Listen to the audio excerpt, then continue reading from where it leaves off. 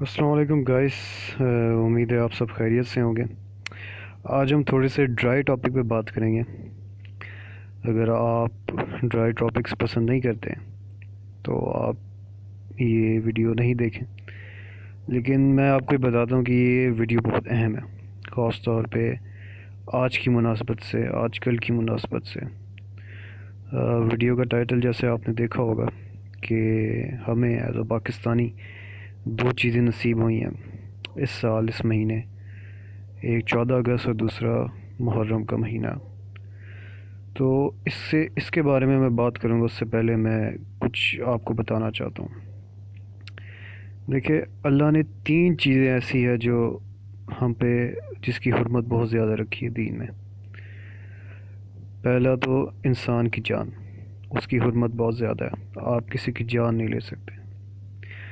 دوسرا انسان کا مال، انسان کے مال کی بھی حرمت بہت زیادہ ہے، کیونکہ انسان کے پاس مال ہوگا تو وہ اپنی زندگی چلا پائے گا، تو اس کی جان سلامت رہے گی۔ تو جان کی بھی معلوم ہوا کہ بہت زیادہ ویلیو ہے اسلام میں، حرمت ہے بہت زیادہ۔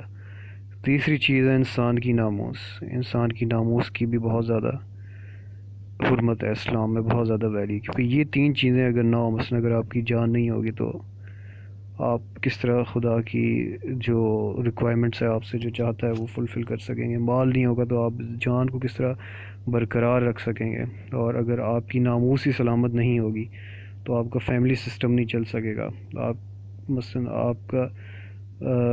مثلا آپ شادی کے بغیر رہ رہے ہیں، یا کسی کے ساتھ زنا کرتے ہیں، یا جو بھی اللہ نہ کرے، لیکن اس سے فیملی سسٹم معاشرے کا ختم ہو سکتا ہے، معاشرہ تباہ ہو سکتا ہے، ٹھیک ہے، معاشرے میں بے حیائی آ سکتی ہے۔ تو یہ تین ایسی چیزیں ہیں جس کو سیو کرنے کے لیے، کیونکہ یہ معاشرہ بناتی ہے، سوسائٹی بناتی ہے، اور اسلام جو ہے وہ ایک سوشل مذہب ہے، ایک کیونکہ فطرتی دین ہے تو سوشل مذہب ہے۔ تو اسلام کیا کرتا ہے؟ آپ کی جان کی حفاظت کرتا ہے۔ اللہ نے تقوی کہتے ہیں اس سسٹم کو، جس سسٹم پہ چل کے آپ اپنی حفاظت کر سکے۔ کس کی حفاظت کر سکے؟ اپنی جان کی حفاظت کر سکے، اپنی مال کی حفاظت کر سکے، اور اپنی عصمت کی حفاظت کر سکے۔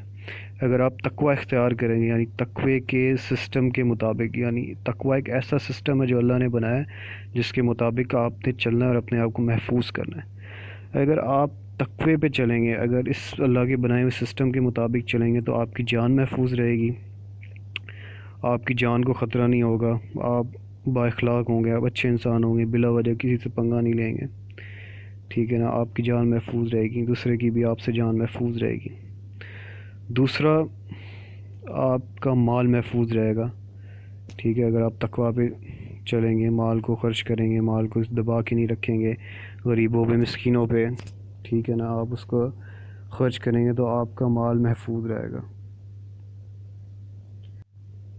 اسی طرح اگر آپ تقوی پہ چلیں گے، اللہ کے بنائے ہوئے سسٹم پہ چلیں گے، تو آپ کی عصمت، آپ کی عزت، آپ کا گھر جو ہے محفوظ رہے گا۔ مثلا اگر عورت تقوی اختیار کرے گی تو وہ حجاب کرے گی، اپنی عزت محفوظ رکھے گی۔ ایک آدمی تقوی اختیار کرے گا تو عزت سے جائے گا، کمائے گا، تجارت کرے گا، یا جو بھی نوکری کرے گا، حلال کا مال کھائے گا، کسی کا مال نہیں لوٹے گا، اس کا مال بھی محفوظ رہے گا، اپنی جان کی حفاظت کرے گا، دوسروں کی جانوں کی حفاظت کرے گا۔ یہ تقوی ایک سسٹم ہے جو آپ کی جان کی، آپ کی مال کی، ناموس کی حفاظت کرتا ہے۔ لیکن ہم ایز اے انسان، ہمیں صرف اللہ نے اپنے اوپر اختیار دی، ہم کسی اور کو کنٹرول نہیں کر سکتے۔ یہ چیز آپ اپنے ذہن سے نکال دیں، ہماری سوسائٹی میں بہت زیادہ ہے کہ ہم دوسروں پہ کنٹرول کریں۔ یہ اللہ نے آپ کے اندر سسٹم بائی ڈیفالٹ یہ رکھا ہی نہیں ہے، یہ سافٹ ویئر انسٹال ہوا ہی نہیں ہے آپ کی ہارڈ ڈرائیو میں، آپ کے مدر بورڈ پہ، کہ آپ کسی اور کو کنٹرول کریں۔ آپ کو اللہ نے اختیار دیا آپ کے خود کے لیے، آپ کسی اور کو نہیں بدل سکتے۔ تو مثلا کوئی اور آ جائے آپ کی جو ہے ناموس کو لوٹ لے، یا کوئی اور آ جائے آپ سے آپ کا مال چھین لے، یا آپ کی جان لے لے، تو اس کے لیے بھی اللہ نے تقوی بنایا ہے، یعنی ایسا سسٹم دیا جس سے اس کا رد و بدل ہو سکتا ہے، اس کا بدلہ لیا جا سکتا ہے۔ لیکن وہ حق آپ کو نہیں دیا، وہ حکومت کو ہے۔ یعنی اگر آپ کا کسی نے قتل کر دیا خدا نخواستہ، تو آپ کا بیٹا اس کے بیٹے کو جا کے قتل نہیں کرے گا، یا اس کے باپ کو جا کے قتل نہیں کرے گا، یا اس کو قتل نہیں کرے گا۔ وہ حاکم کا کام ہوگا کہ وہ اس کو سزا دے، قصاص جسے بولتے ہیں۔ اسی طرح اگر کوئی کسی کی ناموس لوٹے، تو آپ جا کے اس کی ناموس نہیں لوٹیں گے، بلکہ حاکم کا کام ہوگا، حاکم شرعی کا کام ہوگا کہ وہ اس کو کوڑے مارے اور اس کو سزا دے، جو بھی اس کی سزا بنتی ہے۔ اس کے بعد کوئی آپ کا مال چھین لے تو آپ جا کے اس کے آگے بھیک نہیں مانگ سکتے کہ مجھے میرا مال دے دو پلیز، کیونکہ وہ یہ زبان سمجھتا ہی نہیں ہے۔ اس کو حاکم شرع آگے سختی کرے گا، اس کو جیل میں ڈالے گا اور اس سے آپ کا مال لے کے آپ کو دے دے گا۔ لیکن اگر حاکم ظالم نکلے، جو کہ ہے آج کل کی دنیا میں، اگر حکومت ظالم نکلے، اگر حکومت جو خود لوگوں کا مال اس سے چھینتی ہو، خود لوگوں کی ناموس پہ تجاوز کرتی ہو، خود لوگوں کے جو ہے وہ جانوں کو قتل کرتی ہے، جیسے ہمارے ملک میں ہو رہا ہے، پاکستان میں آپ دیکھ لیں، شہباز شریف نے کتنے کمشنروں کی بیویوں کو طلاق دلوا کے شادی کی ان سے زبردستی، ناموس پہ تجاوز کیا اس نے۔ اسی طرح کتنے اس نے یعنی کہ اور کتنی پولیٹیشین اور کتنے زیادہ پولیٹیشینز ہیں جنہوں نے پیسہ ملک کا لے کے باہر سوئس اکاؤنٹس کھولے ہیں، کتنے لوگوں کو انہوں نے قتل کیا، زرداری پہ خود الزام، اس نے اپنی بیوی کو قتل کیا اور سلطان رائے کو قتل کیا، اور کتنی لسٹ ہے، یعنی ایک بندے کا نام نہیں، یعنی کتنے سارے پولیٹیشینز ہیں۔ یعنی یہ میں آپ کو صرف ایک ایگزامپل دے رہا ہوں، یعنی کتنے لوگوں نے یہ کام کیا۔ اب آپ دیکھیں، جب حاکم ظالم ہو اور وہ آپ کو تحفظ نہ دے پائے، اور آپ بھلے خود اپنے آپ کو آپ تقویٰ پہ چلیں اور اپنی جان کی حفاظت خود کریں اور مال کی اور ناموس کی، لیکن کوئی اور آ گیا آپ کے ساتھ غلط کر لے، تو آپ کیا کر سکتے ہیں، کیونکہ سسٹم ہی خراب ہے۔ جب سسٹم خراب ہو جائے، جب سسٹم میں تقویٰ نہ ہو، تو جب وہ سسٹم نہ ہو جو اللہ نے بنایا، وہ سسٹم لاگو نہ ہو، بلکہ بادشاہ کا خود بنایا ہوا، پریزیڈنٹ کا خود بنایا ہوا غلط سسٹم چل رہا ہو، پھر قرآن کیا حکم دیتا ہے؟ پھر قرآن حکم دیتا ہے صالحین کو کہ جو اللہ کے نیک بندے ہیں وہ قیام کریں، وہ قتال کریں، وہ کھڑے ہو جائیں، وہ سٹینڈ لیں اس ظالم حکومت اور جابر حکومت کے خلاف، جو کہ امام حسین نے کیا۔ ظلم کا نظام تھا، لوگوں کی ناموس محفوظ نہیں تھی، لوگوں کے مال محفوظ نہیں تھے، لوگوں کی جانیں محفوظ نہیں تھی، اس لیے امام حسین نے شریعت کے مطابق، قرآن کے مطابق، سنت کے مطابق یزید جو کہ حاکم جابر تھا، ظالم تھا، اس کے خلاف قیام کیا، اور پھر واقعہ کربلا برپا ہوا۔ تو آج ہم اسی ایگزامپل کو آج کے زمانے میں اگر ہم ذرا کاپی پیسٹ کریں، اس کو لے کے آج اب ہمارے ملک میں دیکھ لیں، ایک طرح کی یزیدیت ہی ہے، لوگوں کی ناموس محفوظ نہیں ہے، لوگوں کے مال محفوظ نہیں ہے۔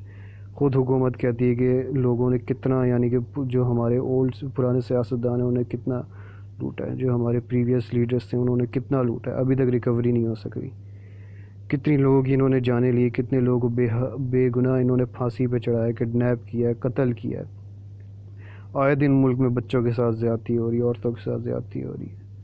یعنی جن تین چیزوں کی، مال، جان، ناموس کی اللہ نے حرمت رکھی تھی، اس کی بے حرمتی کس طریقے سے کی جا رہی ہے ہمارے ہی ملک میں، پاکستان میں۔